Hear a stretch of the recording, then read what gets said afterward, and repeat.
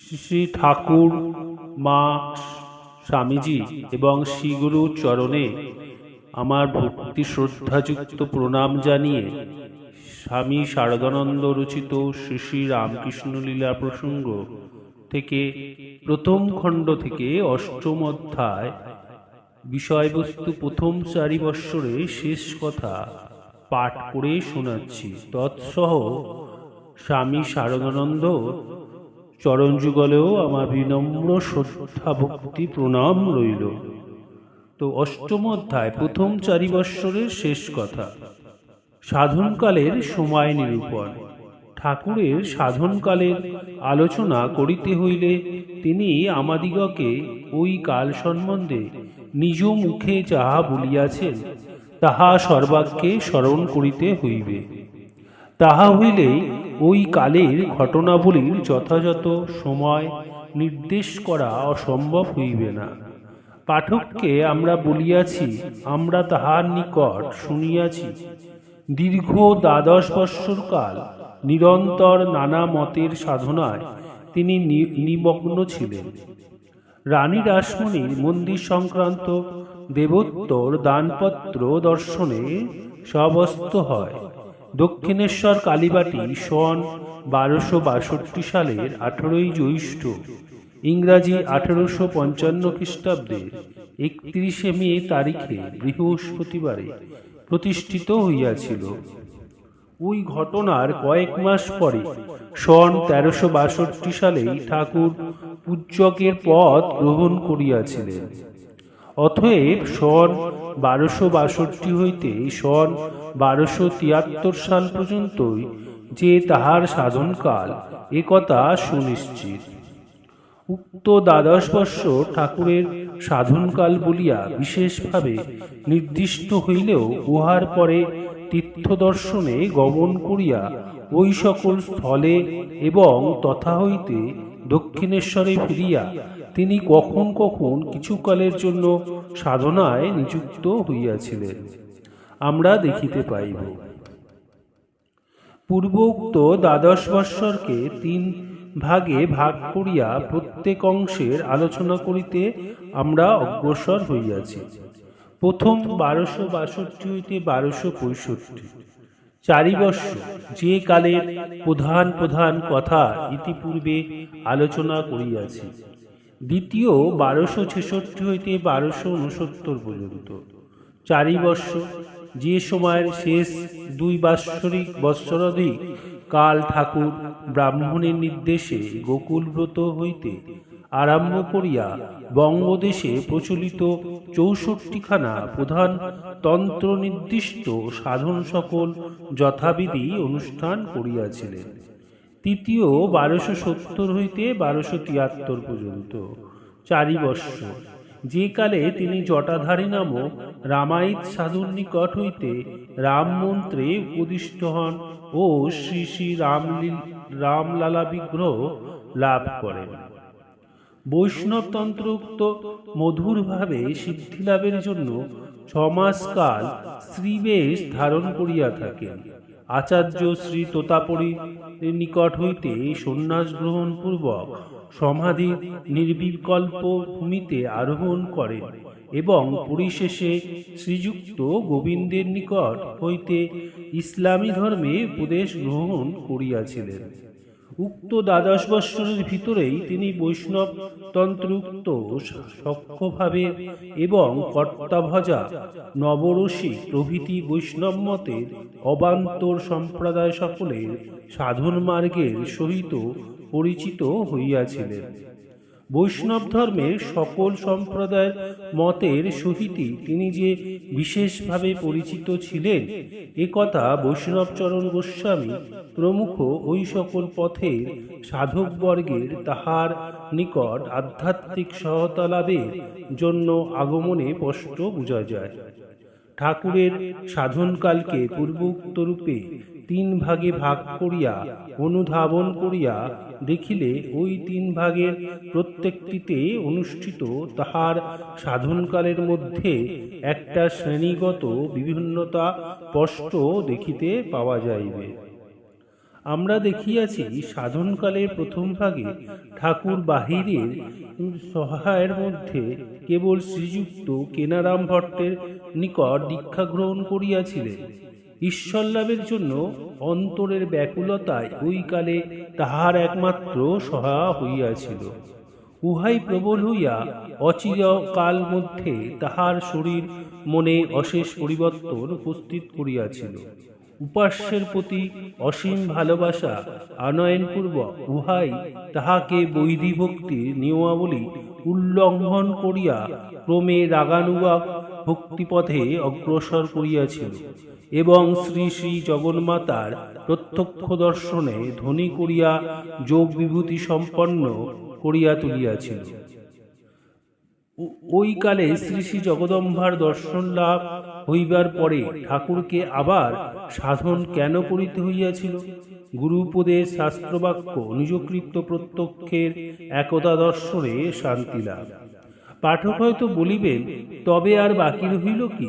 ওই কালেই তো ঠাকুর যোগ সিদ্ধি ও ঈশ্বর লাভ করিয়া কৃতার্থ হইয়াছিলেন, তারপরে আবার সাধন কেন?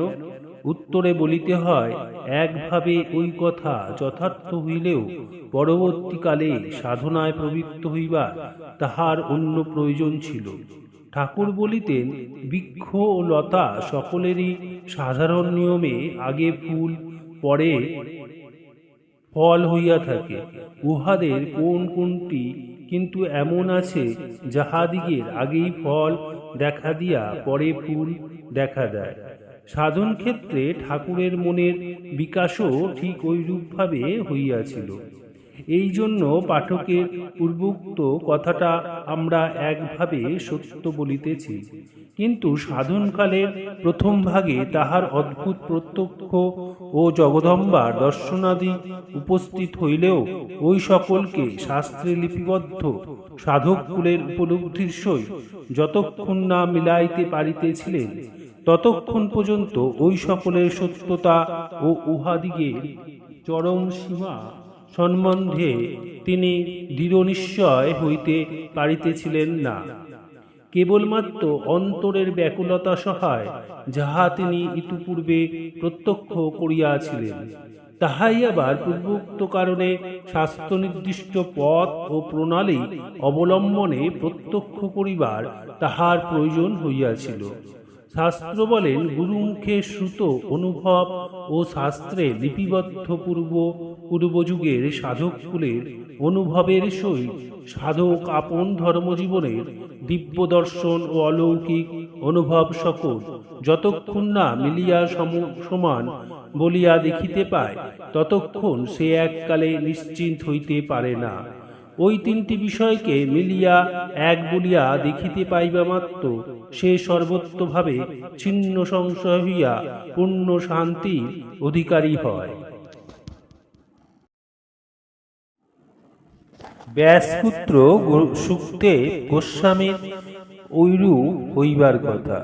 পূর্বোক্ত কথার দৃষ্টান্তস্বরূপে আমরা পাঠককে ব্যাসপুত্র পরমহংস গ্রণে শ্রীযুক্ত সুখদেব গোস্বামীর জীবন ঘটনা নির্দেশ করিতে পারি। মায়ারহিত সুখের জীবনের জন্ম অবধি নানা প্রকার দিব্য দর্শন ও অনুভব উপস্থিত হইত, কিন্তু পুণ্যজ্ঞান লাভে কৃতার্থ হইয়াছেন বলিয়া যে তাহার ঐরূপ হয়, তাহা তিনি ধারণা করিতে পারিতেন না। মহামতি ব্যাসের নিকট বেদাদি শাস্ত্র অধ্যয়ন সমাপ্ত করিয়া সুখ একদিন পিতাকে বলিলেন,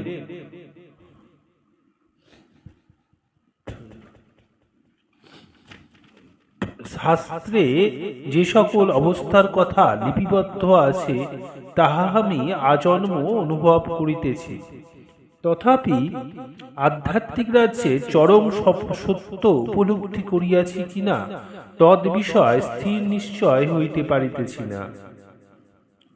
অতএব ওই বিষয় আপনি যাহা জ্ঞাত আছেন তাহা আমাকে বলুন। ব্যাস ভাবিলেন, সুখকে আমি আধ্যাত্মিক লক্ষ্য ও চরম সত্য সম্বন্ধে সতত উপদেশ দিয়াছি, তথাপি তাহার মন হইতে সন্দেহ দূর হয় নাই।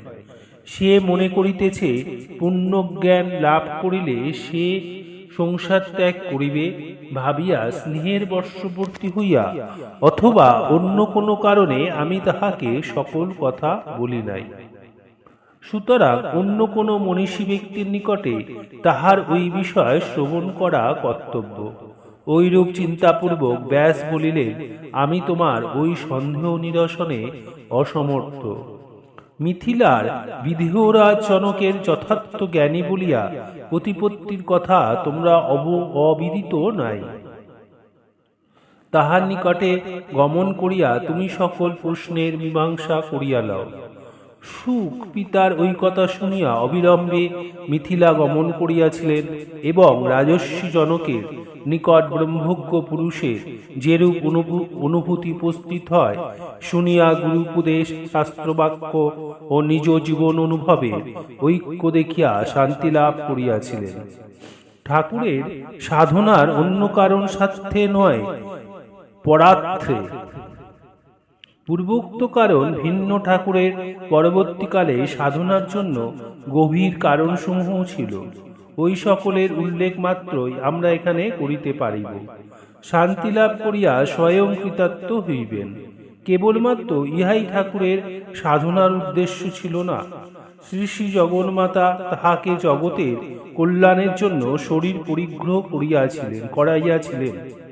সেই জন্য পরস্পর বিবদমান ধর্মমত সকলের অনুষ্ঠান করিয়া সত্যাসত্য নির্ধারণের অদ্ভুত প্রয়াস তাহার জীবনে উপস্থিত হইয়াছিল।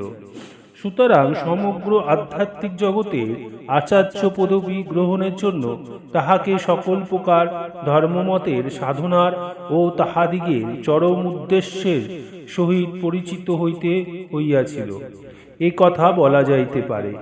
শুদ্ধ তাহাই নয়, কেবলমাত্র অনুষ্ঠান সহায় তাহার ন্যায় নিরপেক্ষ পুরুষের জীবনে শাস্ত্রে লিপিবদ্ধ অবস্থা সকলে উদয় করিয়া শ্রী শ্রী জগদম্বা ঠাকুরের দ্বারা বর্তমান যুগে বেদ, বাইবেল, পুরাণ, কোরআনাদি সকল ধর্মশাস্ত্রে সত্যতা পূর্ণ প্রতিষ্ঠিত করিতে অগ্রসর হইয়াছিলেন। সেই জন্য স্বয়ং শান্তি লাভ করিবার পরে তাহার সাধনার বিরাম হয় নাই। প্রত্যেক ধর্মমতের সিদ্ধ পুরুষ ও পণ্ডিত সকলকে যথাকালে দক্ষিণেশ্বরে আনয়নপূর্বক যাবতীয় ধর্মমতের সাধনা অনুষ্ঠানে শাস্ত্র সকল শ্রবণ করিবার অধিকার যে জগন্মাতা ঠাকুরকে পূর্বোক্ত প্রয়োজন বিশেষ সাধনের জন্য প্রদান করিয়াছিলেন, এ কথা আমরা তাহার অদ্ভুত জীবন আলোচনায় যত অগ্রসর হইব ততই স্পষ্ট বুঝিতে পারিব। যথার্থ ব্যাকুলতা উদয় সাধকের ঈশ্বরলাভ। ঠাকুরের জীবনে উক্ত ব্যাকুলতা কতদূর উপস্থিত হইয়াছিল পূর্বে বলিয়াছি। সাধনকালে প্রথম 4 বৎসরে ঈশ্বর দর্শনের জন্য অন্তরের ব্যাকুল আগ্রহই ঠাকুরের প্রধান অবলম্বনীয় হইয়াছিল। এমন কোন লোক ওই সময় তাহার নিকট উপস্থিত হন নাই যিনি তাহাকে সকল বিষয় শাস্ত্র নির্দিষ্ট বিধিবদ্ধ পথে সুচালিত করিয়া আধ্যাত্মিক উন্নতির দিকে অগ্রসর করাইবেন। সুতরাং লোক সাধন প্রণালীর অন্তর্গত তীব্র আগ্রহরূপ সাধারণ বিধি তখন তাহার একমাত্র অবলম্বনীয় হইয়াছিল। কেবলমাত্র উহার সহায়ে ঠাকুরের জগদম্বার দর্শন লাভ হওয়ায় ইহাও প্রমাণিত হয় যে বাহ্য কোনো বিষয়ে সহায়তা না পাইলেও একমাত্র ব্যাকুলতা থাকিলেই সাধকের ঈশ্বর লাভ হইতে পারে। কিন্তু কেবলমাত্র উহার সহায় সিদ্ধকাম হইতে হইলে ওই ব্যাকুল আগ্রহের পরিমাণ যে কত অধিক হওয়া আবশ্যক তাহা আমরা অনেক সময় অনুধাবন করিতে ভুলিয়া যাই। ঠাকুরের এই সময়ের জীবন আলোচনা করিলেই ওই কথা আমাদিগে স্পষ্ট প্রতীয়মান হয়। আমরা দেখিয়াছি তীব্র ব্যাকুলতার প্রেরণায় তাহার আহার, নিদ্রা, লজ্জা, ভয়ে প্রভৃতি শারীরিক ও মানসিক দৃঢ়বুদ্ধ সংস্কার ও অভ্যাস সকল যেন কোথায় লুপ্ত হইয়াছিল এবং শারীরিক স্বাস্থ্য রক্ষা দূরে থাকুক, জীবন রক্ষার দিকেও কিছুমাত্র লক্ষ্য ছিল না। ঠাকুর বলিতেন, শরীর সংস্কারের দিকে মন আদৌ না থাকায় ওই কালে মস্তকের কেশ বড় হইয়া ধুলামাটি লাগিয়া আপনা আপনি জটা পাকিয়া গিয়াছিল। ধ্যান করিতে বসিলে মনের একাগ্রতা শরীরটা এমন স্থাণুবৎ স্থির হইয়া থাকিত যে পক্ষী সকল জড় পদার্থ জ্ঞানে নিঃসংকোচে মাথার উপর আসিয়া বসিয়া থাকিত এবং কেশমধ্যগত ধূলিরাশি চক্ষু দ্বারা নাড়িয়া চাড়িয়া তন্মধ্যে তণ্ডুলকন্যার অন্বেষণ করিত। আবার সময় সময় ভগবত বিদ্রোহে অধীর হইয়া ভূমিতে এমন মুখ ঘর্ষণ করিতাম যে কাটিয়া যাইয়া স্থানে স্থানে রক্ত বাহির হইত। ওইরূপে ধ্যান, ভজন, প্রার্থনা, আত্মনিবেদনাদিতে সমস্ত দিন যে কোথা দিয়া এই সময় চলিয়া যাইত তাহার হুঁশি থাকিত না। পরে সন্ধ্যা সমাগমে যখন চারিদিকে শঙ্খ ঘণ্টার ধ্বনি হইতে থাকিত তখন মনে পড়িত দিবা অবসান হইল। আর একটা দিন বৃথা চলিয়া গেল, মার দেখা পাইলাম না।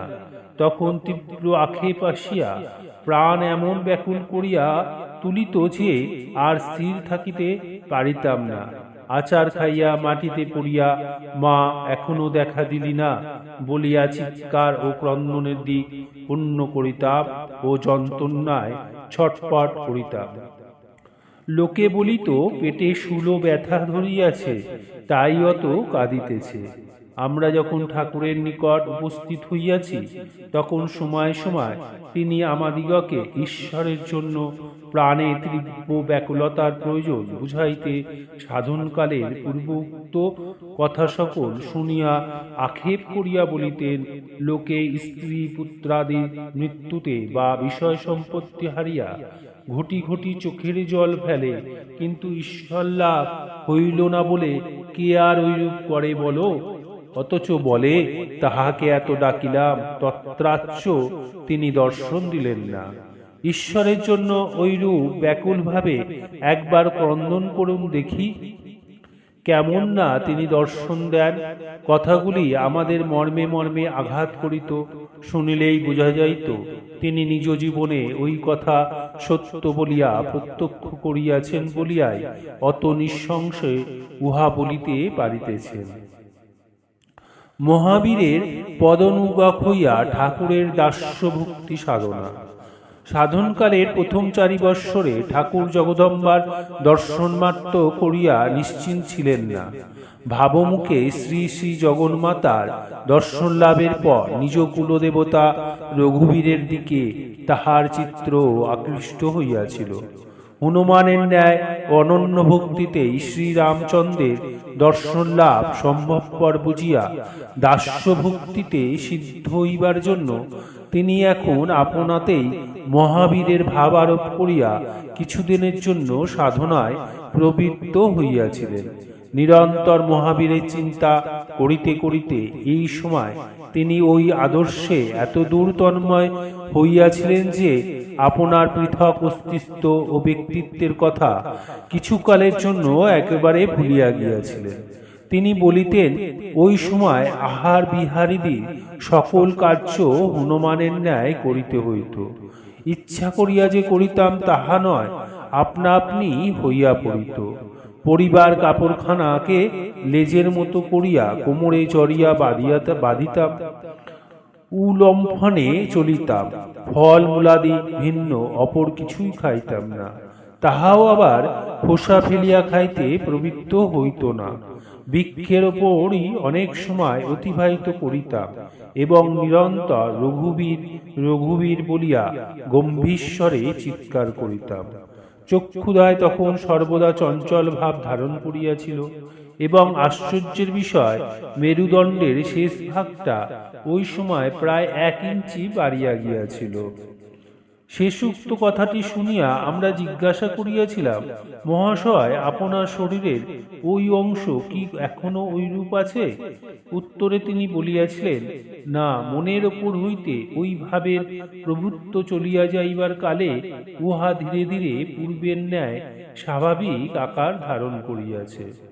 দাস্যভক্তি সাধনকালে শ্রী শ্রী সীতাদেবীর দর্শন লাভ বিবরণ। দাস্যভক্তি সাধনকালে ঠাকুরের জীবনে এক অভূতপূর্ব দর্শন ও অনুভব আসিয়া উপস্থিত হয়। ওই দর্শন ও অনুভব তাহার ইতপূর্বের দর্শন প্রত্যাখ্যাদি হইতে এক নতুন ধরনের ছিল, যে উহা তাহার মনে গভীরভাবে অঙ্কিত হইয়া স্মৃতিতে সর্বক্ষণ জাগরূক ছিল। তিনি বলিতেন, এই কালে পঞ্চবটী তলে একদিন বসে আছি, ধ্যান চিন্তা কিছু যে করিতেছিলাম তাহা নয়, অমনি বসিয়াছিলাম। এমন সময় নিরুপমা জ্যোতির্ময় স্ত্রীমূর্তি অদূরে আবির্ভূত হইয়া স্থানটিকে আলোকিত করিয়া তুলিল। ওই মূর্তিটিকেই তখন যে কেবল দেখিতে পাইতেছিলাম তাহা নয়, পঞ্চবটীর গাছপালা, গঙ্গা ইত্যাদি সকল পদার্থই দেখিতে পাইতেছিলাম। দেখিলাম মূর্তিটি মানবীর, কারণ উহা দেবীদিগের ন্যায় ত্রিনয়ন সম্পন্ন নয়, কিন্তু প্রেম, দুঃখ, করুণা, সহিষ্ণুতাপূর্ণ সেই মুখের ন্যায় অপূর্ব ওজস্বী গম্ভীর ভাব দেবী মূর্তি সকলেও সচরাচর দেখা যায় না। প্রসন্ন দৃষ্টিপাতে মোহিত করিয়া ওই দেবী মানবী ধীর মন্থর পদে উত্তর দিক হইতে দক্ষিণে আমার দিকে অগ্রসর হইতেছে। স্তম্ভিত হইয়া ভাবিতেছি, কে ইনি? এমন সময় একটি হনুমান কোথা হইতে সহসা উফ শব্দ করিয়া আসিয়া তাহার পদপ্রান্তে লুটিয়া পড়িল, এবং ভিতর হইতে মন বলিয়া উঠিল, সীতা, জনম দুঃখিনী সীতা, জনক রাজনন্দিনী সীতা, রামময় জীবিতা সীতা। তখন মা মা বলিয়া অধীর হইয়া পদে নিপতিত হইতে যাইতেছি। এমন সময় তিনি চকতির ন্যায় আসিয়া নিজ শরীর দেখিয়া ইহার ভিতর প্রবিষ্ট হইলেন। আনন্দে বিস্ময় অভিভূত হইয়া বাহ্য জ্ঞান হারিয়া পড়িয়া গেলাম। ধ্যান চিন্তাদি কিছু না করিয়া এমন ভাবে কোনো দর্শন ইতিপূর্বে আর হয় নাই। জনম দুঃখিনী সীতাকে সর্বাগ্রে দেখিয়াছিলাম বলিয়াই বোধ হয় তাহার ন্যায় আজন্ম দুঃখ ভোগ করিতেছি। ঠাকুরের স্বহস্তে পঞ্চবটী রোপণ। তপস্যার উপযুক্ত পবিত্র ভূমির প্রয়োজনীয়তা অনুভব করিয়া ঠাকুর এই সময় হৃদয়ের নিকট নতুন একটি পঞ্চবটী স্থাপনের বাসনা প্রকাশ করে। হৃদয় বলিত, পঞ্চবটীর নিকটবর্তী হাঁসপুকুর নামক ক্ষুদ্র পুষ্করিণীটি তখন ঝালান হইয়াছে, এবং পুরাতন পঞ্চবটী নিকটস্থ নিম্ন জমিখণ্ড ওই মাটিতে ভরাট করিয়া সমতল করান হওয়ায় ঠাকুর ইতিপূর্বে যে আমলকি বৃক্ষের নিম্নে ধ্যান করিতেন তাহা নষ্ট হইয়া গিয়াছে। অনন্তর এখন যেখানে সাধন কুটির আছে, তাহারই পশ্চিমে ঠাকুর স্বহস্তে একটি অশ্বত্থ বৃক্ষরোপণ করিয়া হৃদয়কে দিয়া বট, অশোক, বেল ও আমলকি বৃক্ষের চারা রোপণ করাইলেন, এবং তুলসী ও অপরাজিতার অনেকগুলি চারা পুঁতিয়া সমগ্র স্থানটিকে বেষ্টন করিয়া লইলেন। গরু ছাগলের হস্ত হইতে ওই সকল চারা গাছগুলিকে রক্ষা করিবার জন্য যে অদ্ভুত উপায় তিনি ভর্তাভারী নামক ঠাকুরবাটির উদ্যানে জনৈক মালির সাহায্যে ওই স্থানে বেড়া লাগিয়া লইয়াছিলেন, তাহা আমরা অন্যত্র উল্লেখ করিয়াছি। ঠাকুরের যত্নে এবং নিয়মিত জলসিঞ্চনে তুলসী ও অপরাজিতা গাছগুলি অতি শীঘ্রই এত বড় ও নিবিড় হইয়া ওঠে যে উহার ভিতরে বসিয়া যখন তিনি ধ্যান করিতেন, তখন ওই স্থানের বাহিরের ব্যক্তিরা তাহাকে কিছুমাত্র দেখিতে পাইত না। ঠাকুরের হঠযোগ অভ্যাস। কালীবাটি প্রতিষ্ঠার কথা জানাজানি হইবার পরে গঙ্গাসাগর ও জগন্নাথ দর্শন প্রয়াসী অতিক সাধুকুল ওই তীর্থদয় যাইবার কালে কয়েকদিনের জন্য শ্রদ্ধা সম্পন্ন রানীর আতিথ্য গ্রহণ করিয়া দক্ষিণেশ্বর ঠাকুরবাটিতে বিশ্রাম করিয়া যাইতে আরম্ভ করেন। ঠাকুর বলিতেন, ঐরূপে অনেক সাধক ও সিদ্ধ পুরুষেরা এখানে পদার্পণ করিয়াছেন। ইহাদিগের কাহারও নিকট হইতে উপদিষ্ট হইয়া ঠাকুর এই কালে প্রাণায়ামাদি হঠযোগের ক্রিয়া সকল অভ্যাস করিতেন বলিয়া বোধ হয়। হলধারী সম্পর্কিত নিম্নলিখিত ঘটনাটি বলিতে বলিতে একদিন তিনি আমাদিগকে ওই বিষয়ে ইঙ্গিত করিয়াছিলেন। হঠযোগোক্ত ক্রিয়া সকল স্বয়ং অভ্যাসপূর্বক উহাদিগের ফলাফল প্রত্যক্ষ করিয়া তিনি পরজীবনে আমাদিগকে ওই সকল অভ্যাস করিতে নিষেধ করিতেন। আমাদিগের জানা আছে, ওই বিষয় উপদেশ লাভের জন্য কেউ কেউ তাহার নিকট উপস্থিত হইয়া উত্তর পাইয়াছেন, ও সকল সাধন এই কালের পক্ষে নয়। কলিতে জীব অল্পায়ু ও অন্নগ্রত প্রাণ। এখন হঠযোগ অভ্যাসপূর্বক শরীর দৃঢ় করিয়া লইয়া রাজযোগ সহায় ঈশ্বরকে ডাকিবে, তাহার সময় কোথায়? হঠযোগের ক্রিয়া সকল অভ্যাস করিতে হলে সিদ্ধ গুরুর সঙ্গে নিরন্তর থাকিতে হয় এবং আহার বিহারাদি সকল বিষয় তাহার উপদেশ লইয়া কঠোর নিয়ম সকল রক্ষা করিতে হয়। নিয়মের এতটুকু ব্যতিক্রমে শরীরে ব্যাধি উপস্থিত এবং অনেক সময় সাধকের মৃত্যুও হইয়া থাকে। সেজন্য ওই সকল করিবার আবশ্যকতা নাই। মনোনিরোধের জন্যই তো প্রাণায়াম ও কুম্ভাক্তি করিয়া বায়ু নিরোধ করা। ঈশ্বরের ভক্তি সংযুক্ত ধ্যানে মন ও বায়ু উভয় শতনিযুদ্ধ হইয়া আসিবে। কলিতে জীব অল্পায়ু অল্প শক্তি বলিয়া ভগবান কৃপা করিয়া তাহার জন্য ঈশ্বর লাভের পথ সুগম করিয়া দিয়াছেন। স্ত্রী পুত্র বিয়োগে প্রাণে যেরূপ ব্যাকুলতা ও অভাব বোধ আসে, ঈশ্বরের জন্য সেরূপ ব্যাকুলতা 24 ঘণ্টা মাত্র কাহার প্রাণে স্থায়ী হইলে তিনি তাহাকে এককালে দেখা দিবেনই দিবেন। হলদারির অভিশাপ। লীলা প্রসঙ্গের অন্যত্র এক স্থলে আমরা পাঠককে বলিয়াছি, ভারতের বর্তমানকালে স্মৃত অনুসারী সাধক ভক্তেরা প্রায় অনুষ্ঠানে তন্ত্রের আশ্রয় গ্রহণ করিয়া থাকেন এবং বৈষ্ণব সম্প্রদায়ভুক্ত ঐরূপ ব্যক্তিরা প্রায় পরকীয়া প্রেম সাধন পথে ধাবিত হন। বৈষ্ণব মতে প্রীত সম্পন্ন হলধারীও রাধা গোবিন্দজির পূজায় নিযুক্ত হইবার কিছুকাল পরে গোপনে পূর্বোক্ত সাধন পথ অবলম্বন করিয়াছিলেন। লোকে ওই কথা জানিতে পারিয়া কানাকানি করিতে থাকে, কিন্তু হলধারী বাকসিদ্ধ, অর্থাৎ যাহাকে যাহা বলিবে তাহাই হইবে, এইরূপ একটা প্রসিদ্ধি থাকায় কোপে পড়িবার আশঙ্কায় তাহার সম্মুখে ওই কথা আলোচনা বা হাস্য পরিহাসাদি করিতে সহসা কেউ সাহসী হইত না। অগ্রজের সম্বন্ধে ওই কথা ক্রমে ঠাকুর জানিতে পারিলেন এবং ভিতরে ভিতরে জল্পনা করিয়া লোকে তাহার নিন্দাবাদ করিতেছে দেখিয়া তাহাকে সকল কথা খুলিয়া বলিলেন। হলধারী তাহাতে তাহার ঐরূপ ব্যবহারে বিপরীত অর্থ গ্রহণ পূর্বক সাতিশয় রুষ্ট হইয়া বলিলেন, কনিষ্ঠ হইয়া তুই আমাকে অবজ্ঞা করিলি, তোর মুখ দিয়া রক্ত উঠিবে। ঠাকুর তাহাকে নানারূপে প্রসন্ন করিবার চেষ্টা করিলেও তিনি সে সময় কোনো কথা শ্রবণ করিলেন না।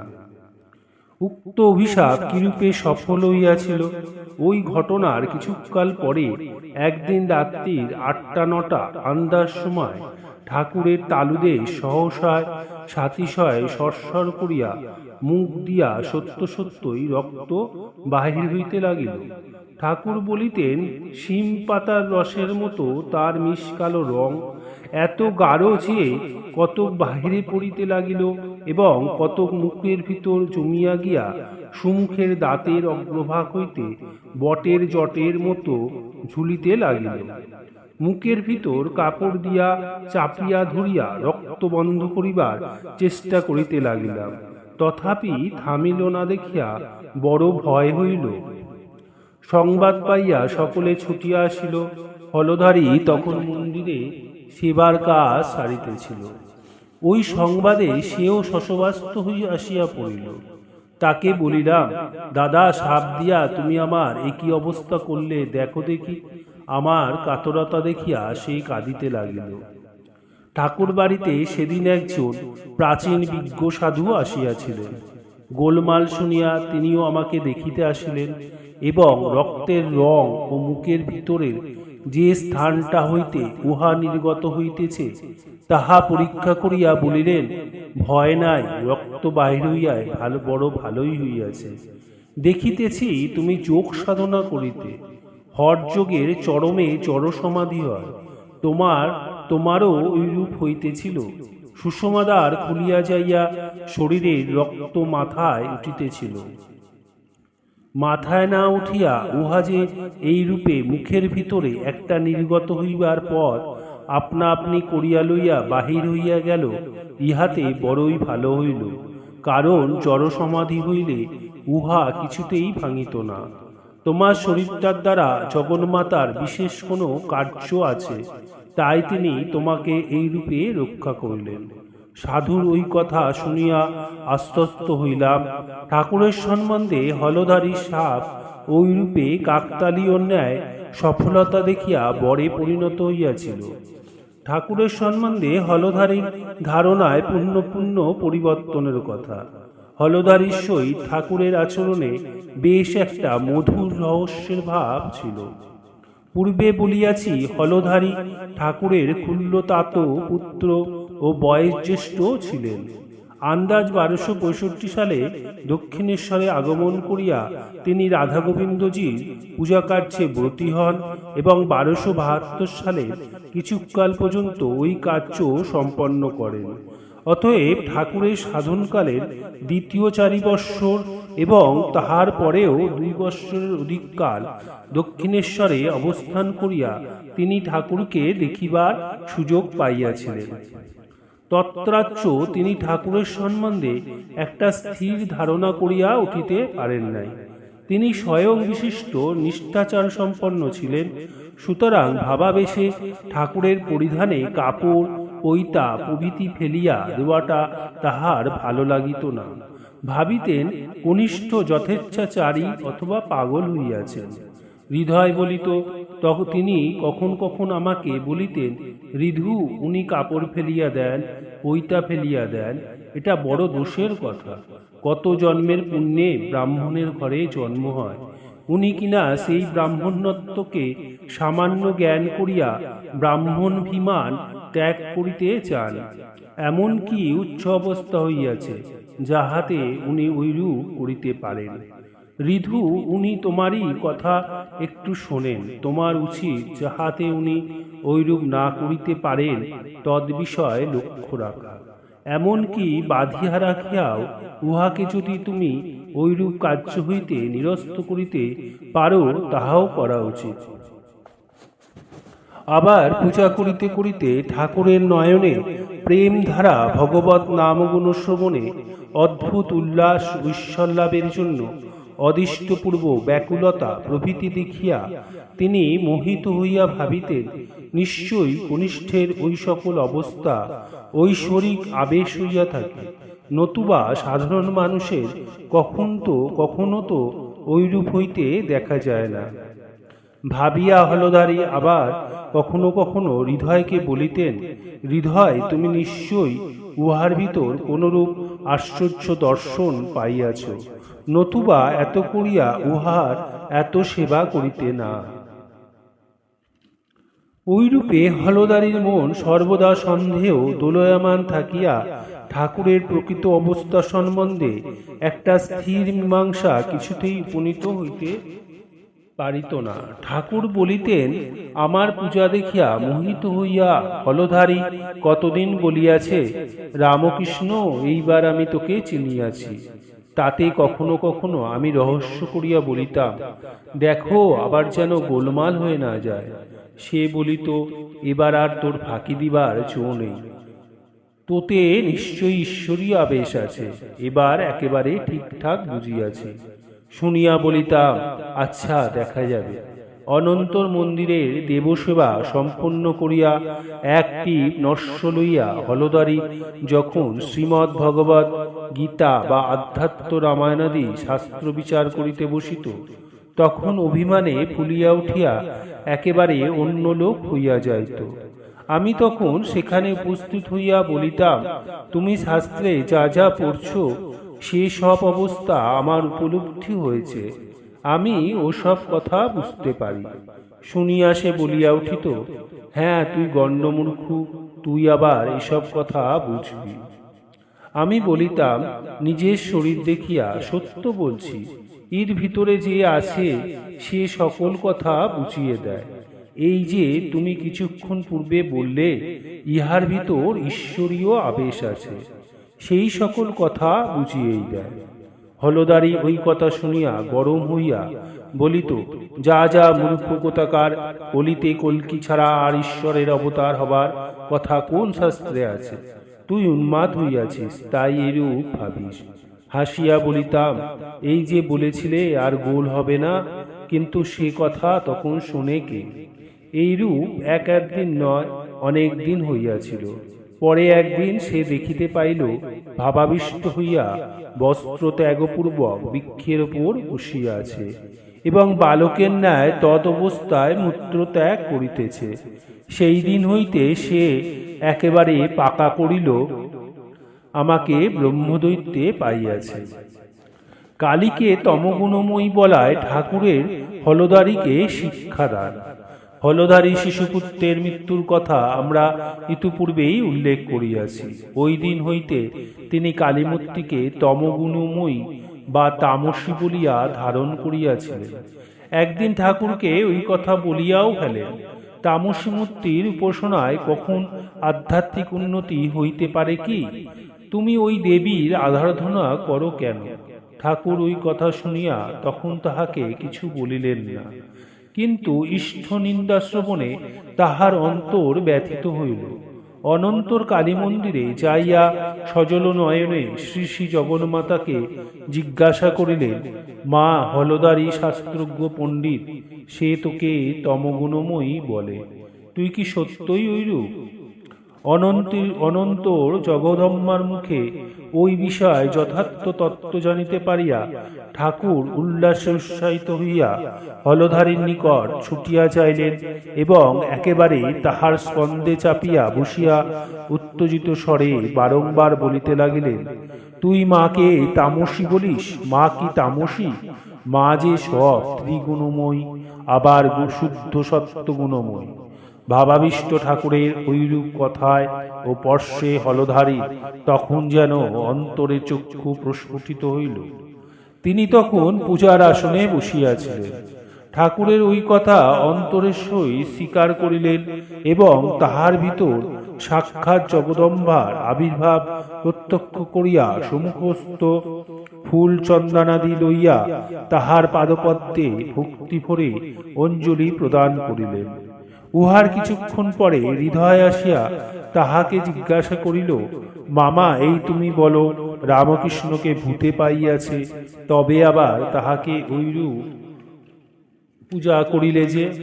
হলদারি বলিলেন, কি জানি বিধু, কালীঘর হইতে ফিরিয়া আসিয়া সে আমাকে কি যে একরকম করিয়া দিল, আমি সব ভুলিয়া তাহার ভিতর সাক্ষাৎ ঈশ্বর প্রকাশ দেখিতে পাইলাম। কালী মন্দিরে যখনই আমি রামকৃষ্ণের কাছে যাই, তখনই আমাকে ঐরূপ করিয়া দেয়। এ এক চমৎকার ব্যাপার, কিছুই বুঝিতে পারি নাই। কাঙালিদিগের পাত্র বিশেষে ভোজন করিতে দেখিয়া হলধারী ঠাকুরকে ভর্ৎসন নেয় ও ঠাকুরের উত্তর। ঐরূপে হলধারী ঠাকুরের ভিতর বারংবার দৈব প্রকাশ দেখিতে পাইলেও নস্য লইয়া শাস্ত্র বিচার করিতে বসিলে পাণ্ডিত্য অভিমানে মত্ত হইয়া পুনমুষিকত্ব প্রাপ্ত হইতেন।